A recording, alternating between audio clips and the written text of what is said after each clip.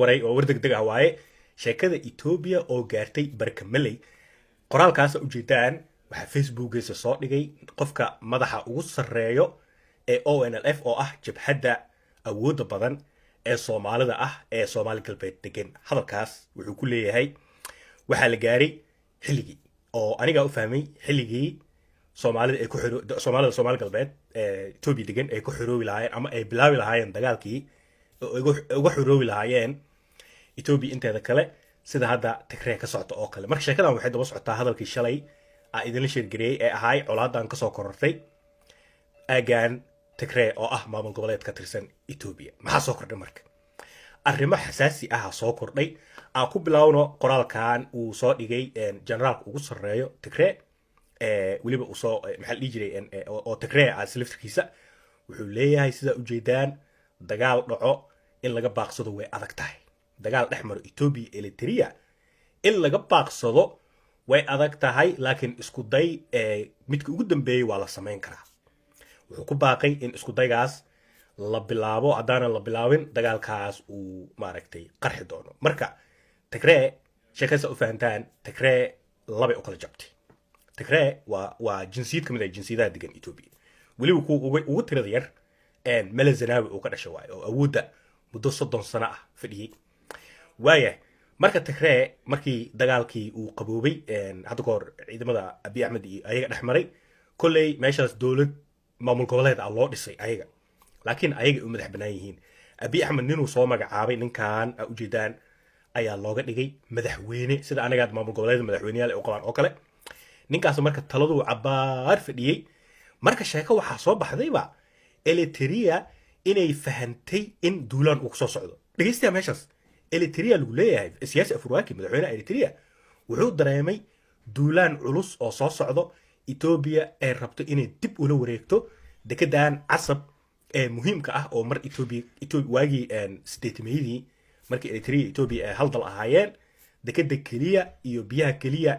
ay Ethiopia lahaayeen taas laakiin dekedaas ayuu Eritrea waxay fahamtay dekedaas inuu Abiy Ahmed uu rabo inuu dib ula wareego marka Eritrea sheeko waxay bilowday si colaadan soo socoto iyo awoodan military iyo xoogan iyo muqoonintan soo socoto ee uga hortagto inay fangareyso oo hub ay siiso qayb kamid ah Tigray si dhankaas yani Ethiopiaanka dhankooda waa ay saasi leeyihiin marka labada dhinacba hadeertaan cid dib u dagoosa ma lahan oo Eritrea hoosheeda wadataa hubeenta iyo macay tababarka iyo waxsaas xantaasa horta mid waa inay ogaataan Ethiopia waxay kamid tahay dalalka aad ku caburiyo saxaafadda xorta ah marka saxaafadda xor ah oo si xor ah u hadlayso iyo waxa xaqiiqda jirto ma ogin hadda mesela tusaale ahaan warar qaar waxay sheegayaan ninkan madaxweynaha ka ahay Tigray oo Abiy Ahmed uu soo magacaabay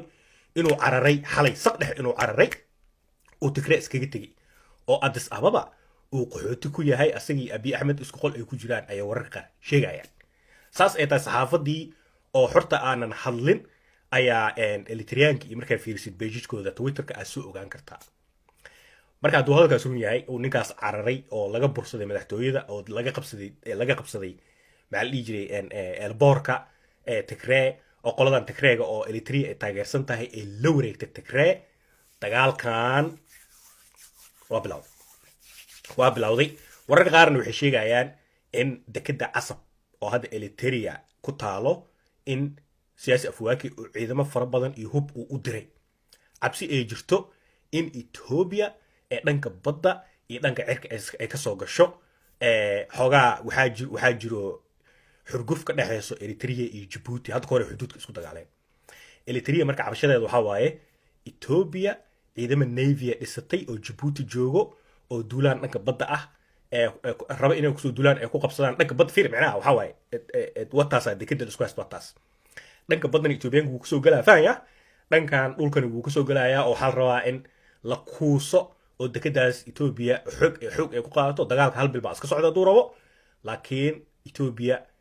marmarsiideed ay noqoto anaga inaga mid ahaan jirto dhulkan diba u qaadanayna sheeka noocaas marka waa xamaasada leedahay adii maxay kula tahay walaalkeygiyo sheekadan hadda oone lafta ama Soomaali galbeed ka bilaawatay oo ah hay'ad dagaalka dhinaca ka galno Addis Ababa oo loo jiro 60 kilomitir Ethiopiaankii Soomaali ka bixi la iyo colaadan tigree iyo dekedaana qaadanayna waxaanu dhan adiga maxaa kaaga baxay walaalkeyga